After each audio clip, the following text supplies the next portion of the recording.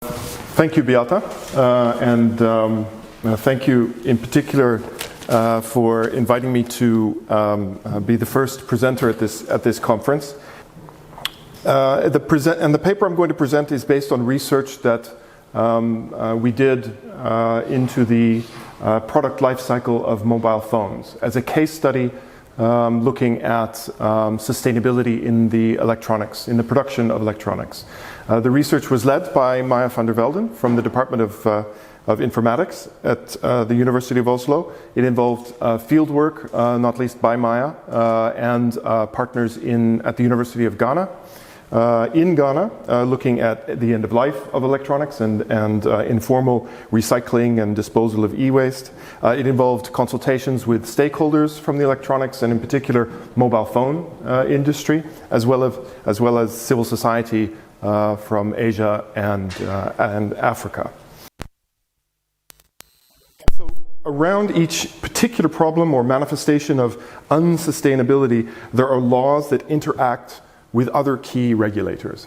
And here we're drawing on a regulatory ecology approach that treats markets as a form of regulatory constraint, that treats social norms as a form of regulatory constraint, and that treats materiality or architecture, the built or physical natural nature of a particular problem or pathology as a regulatory constraint. And that looks at the interactions of law, markets, social norms, and architecture to try to understand what promotes or undermines effective regulation or respect for a rule.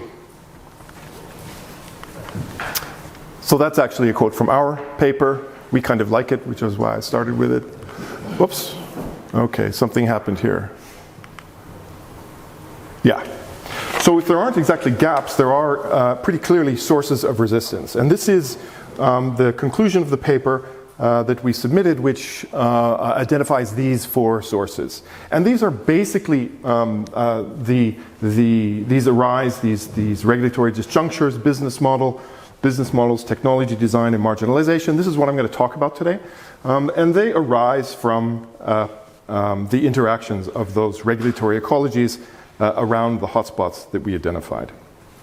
So in looking at the particular problem of the product life cycle of electronics, we identified two core problems that arise, or sources of, or manifestations of unsustainability that arise across the product life cycle, all the way around. And those two show up repeatedly throughout the product life cycle, and they are toxicity, eco and human toxicity, and they are precarious work.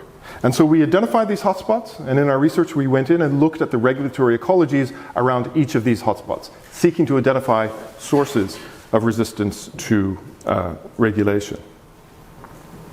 We think these are crucial for understanding how to design regulation and reform in order to secure sustainable market activity. We think that's the case particularly for products, and we would argue electronic products in particular, and we'd be interested to discuss with you and with the wider scholarly community about the extent to which these apply more broadly.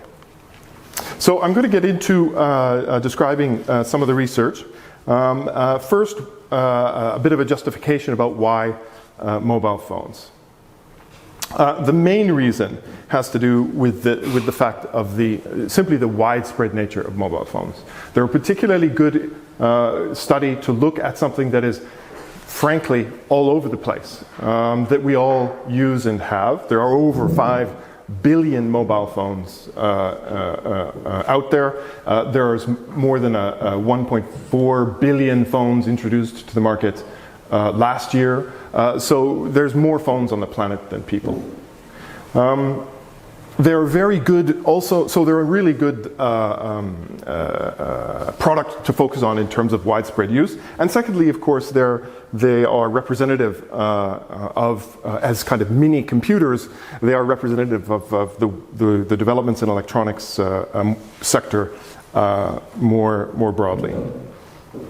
And another reason they're useful with respect to the electronics sector is that consumption is simply expected to grow.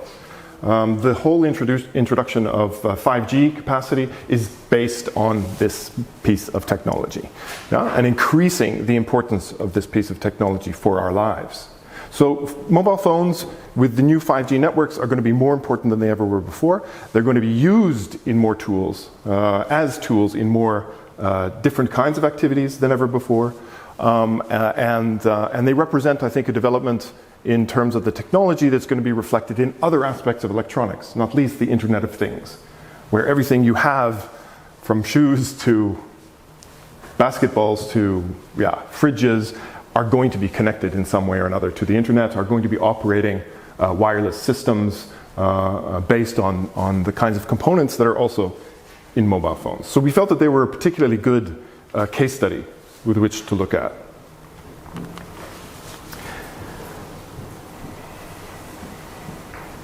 So the production processes that are involved in making these electronic products and mobile phones in particular have significant impacts on people and on the planet. And yet the research looking at those impacts is in fact fragmented. It's fragmented across companies where people focus on particular brands. It's fragmented across materials where researchers look at particular kinds of components or metals or minerals involved in particular components. It's fragmented across countries, and of course it's fragmented across policy areas and areas of legal regulation. When we're talking about labor, we're not often talking about toxicity. When we're talking about toxicity, we may not be talking about mining. So we wanted to see if it was first possible to map the nature of the impacts of the production life cycle across the whole product life cycle. And secondly, we wanted to see if it was possible to do so with publicly available information, open source information, in consultation with stakeholders. And this is the risk catalog that was developed by Maya. And it is based on literature search, so secondary sources, which generated about 400 reports. Some of the core of that were life cycle assessments. Analysis on very specific aspects of the mobile phone components or energy use, those kinds of things. And we encoded and mapped that literature for trying to understand first what the product life cycle looked like, and second what the risks were and where they were in each phase. This is up on the web, and you can click through and have a look at the definitions and have a look at some of the and of course at the sources. It's incomplete, but will be complete by the end of the project.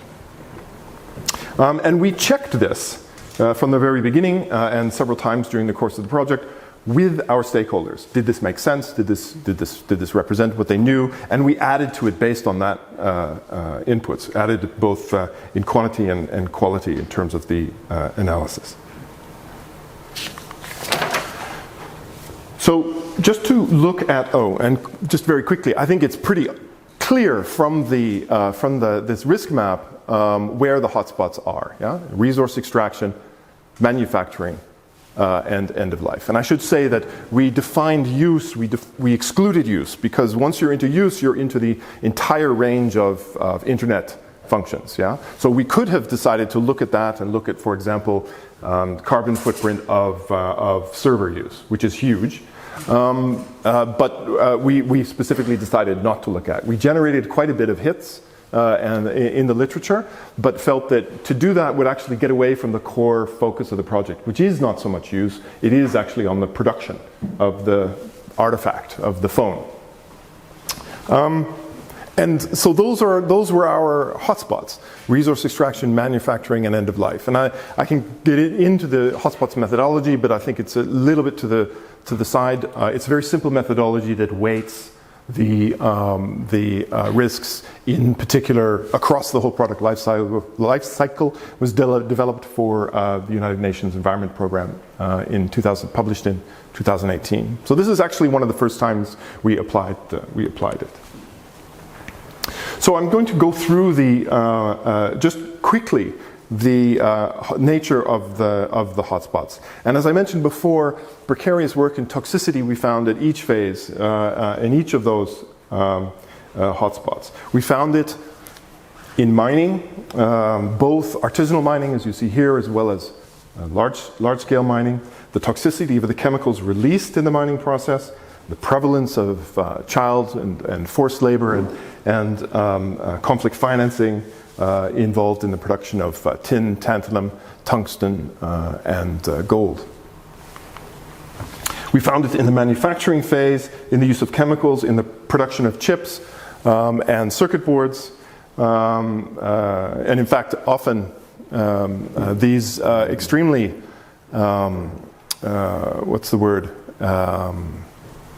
apparently protective clothing are often, in fact, based on ensuring protection of the product that's being produced, and not necessarily the workers. The problem of toxicity for workers in manufacturing industries is very high and is leading to litigation. It has long been a problem in this sector, and in many cases we see that where workers have made gains in protecting themselves against toxicity, production has moved elsewhere.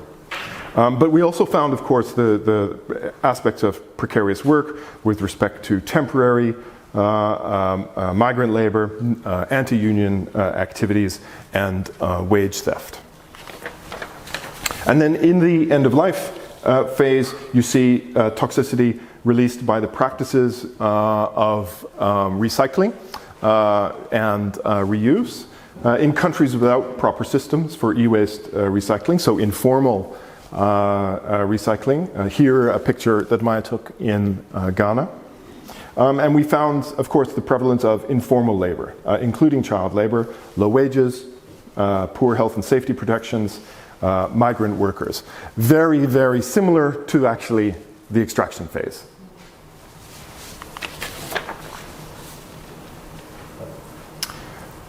So we examined the regulatory ecologies that I talked about at each of these hotspots, and we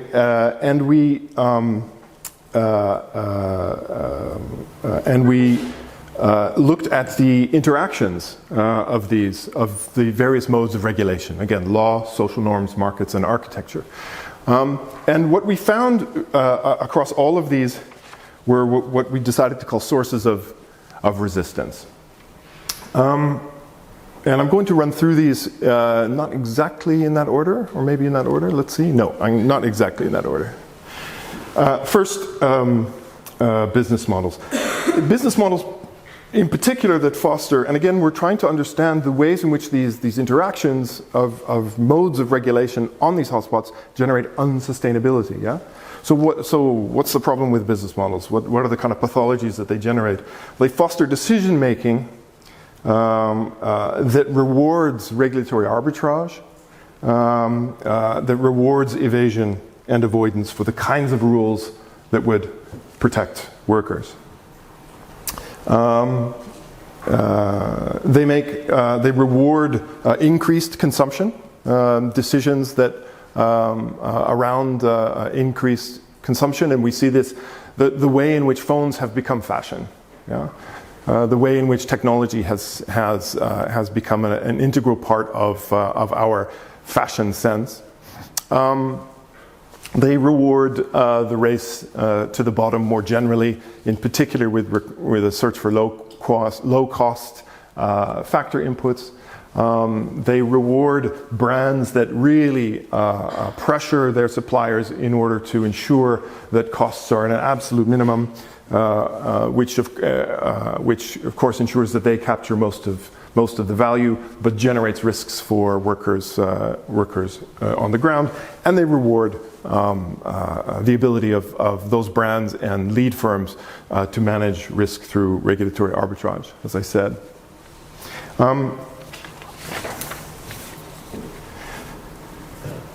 We identified the design of technology as an additional source of resistance to regulation. Literally designs that are meant to extend the life, that are meant to shorten the life, of mobile phones.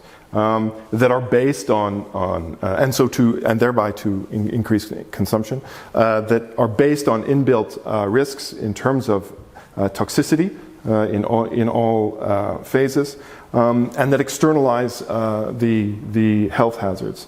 And one of the ways that this functions is that even though there is, for example, on the toxicity issues, comprehensive legislation in the European Union dealing with toxicity, there are, of course, not rules that require producers or brands to identify what kind of chemicals are in what kind of components in the particular phones, so that when those phones end up being recycled informally in a place like Ghana, the workers have no information about what they're handling.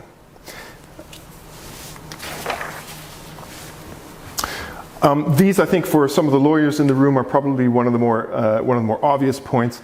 Offshoring and outsourcing throughout the global value chains in order to coordinate transnational production undermines the ability of national regulators, fragments regulation across the global value chain. This is enabled in interactions through just-in-time production platforms. Attempts to deal with this are often resisted, but at the national level, are often resisted on the basis of either trade secrecy. There's cases in Asia where trade secrecy has been used to prevent workers from getting information about both the processes that they're working with and dying from, or the components that they're working with. And yes, legal gaps. Now, I said, of course, that there weren't legal gaps, but what I mean by this is the extent to which, while there is law at national levels, from a systemic perspective, there's no, for example, global law of mining, yeah? And where we have very serious systemic impacts from mining. We have clusters of regulation that deal with toxicity in mining, that deal with deforestation, that deal with a range of different impacts, but there's not a coordinated international effort around the impacts of mining to create a law that would govern it. And then finally, marginalization of those, in particular those affected by these problems. This has two main functions. It undermines the demand for regulation at the national level, and it delegitimizes the regulators themselves. So think in terms of those workers, whether in the final stage at the end of life in Ghana or extracting certain minerals in DRC. The dynamic with respect to regulation of informal labor is extremely typically one of state hostility to informal workers, criminalization of informal workers, and on the part of informal workers, obviously suspicion about state intentions, the potential that they're going to lose livelihoods, etc. The same goes for the dynamics around indigenous peoples. We talk all the time at the international level about how indigenous peoples are protectors of our natural environment, and yet when it comes to actually managing extraction, we're often not meeting the standards of consultation and consent that's there in the law. And with respect to repair, and this has been a particular focus of Maya's, we're seeing some of the large brands pursue formal and informal repair activities, not least here in Norway, where there's a case proceeding by Apple against a very small high street repairer over issues of the supply of spare parts. Yeah? So Apple's moving towards attempting to try to capture the value in that end of life phase. So I just want to talk very briefly in the end about what some of us are playing with in terms of reform proposals, and talk about three or four ideas, not exactly concrete proposals perhaps, but building on where some of the regulatory approaches to transnational and fragmented regulation have taken us, and trying to think about how we might regulate for sustainable products. And one of those has to do with the traditional approach to disclosure, transparency. There's been a lot of work done on transparency in supply chains with respect to modern slavery, human rights due diligence in conflict financing, in conflict minerals, etc. But much of that is based on inputs approach. It's a very linear approach, and it doesn't deal with the full product life cycle. It's not dealing with end of life, and it's only usually dealing with one or two things. Conflict minerals legislation is dealing with 4 minerals. Are we able to, or when we think about the international regulatory framework, we have one, I think, convention on mining, which is the Minamata Convention, recently agreed, I believe, 2018, which is dealing with mercury, one particular problem in gold mining, one particular material. That approach is simply not going to work when you look at the materials and complexities of the products that we're dealing with. The electronic sector is particular in that way, but it's also not. If you can do it in the electronic sector, and I think what we've shown is that you're able to at least know what the risks are. You can probably do it in other sectors. One thing I should mention, by the way, is that one of the interesting innovations in the Minamata Convention is actually explicit language around informality and the attempt to deal with informal artisanal mining, which is a step forward, at least in terms of combating the tendency of states to criminalize informal workers. So is there a way to think about this approach to transparency in supply chains that is much broader, that captures the full range of risks, that captures the full product life cycle? Can we create a statutory duty to disclose in certain jurisdictions where brands are based that enables us to get a better picture of what's happening in the full product life cycle? Tied to that is this human rights due diligence notion, or this duty of care notion around, once you know about the problem, can you act to prevent or mitigate the problems you identify? And if you are able to do that, can you use that as a defense in a court of law against a potential case of or claim of liability? There has been research done in the context of the SMART project by Jaakko Salminen, who talks about production liability, moving from the now centuries-old development of product liability in tort law beyond that, but using it as the basis to think about production liability. It's an extremely interesting idea. We would simply add that it needs to cover the whole product life cycle. It can't simply be about that sort of linear supply chain approach. With respect to the end of life, when you see the end of life of electronics, when you see companies like Apple moving in to capture the value at the end of life in phones that are secondhand or going to recycling, you really have to ask yourself, have we thought hard enough about the value that's there? There are companies that recycle electronics. They can be counted globally on 2 hands, yeah? Large industrial recyclers. One of them was one of our stakeholders, and it was extremely interesting to see the extent to which, on the one hand, they're struggling for inputs in order to make their business run. And so at the moment, there is a kind of jockeying for position about who's going to capture these end of life, the value of the end of life in electronics, and that includes those artisanal, informal workers in places like Ghana. Is it all going to end up going to large industrial recyclers in China or in Europe? What happens to the livelihoods of those in Ghana who lose that revenue stream? And so can we think about how we manage those trade-offs at the international level? Can we think about ways in which we organize artisanal workers to try to ensure that their interests are also protected as part of that movement. Right now, it's something that the big companies are set to dominate and fight amongst themselves, but there's a whole element that has to do with employment and livelihoods in developing countries, as well as here in countries like Norway, the repairers that I mentioned, that needs to be addressed as a policy issue. Thank you.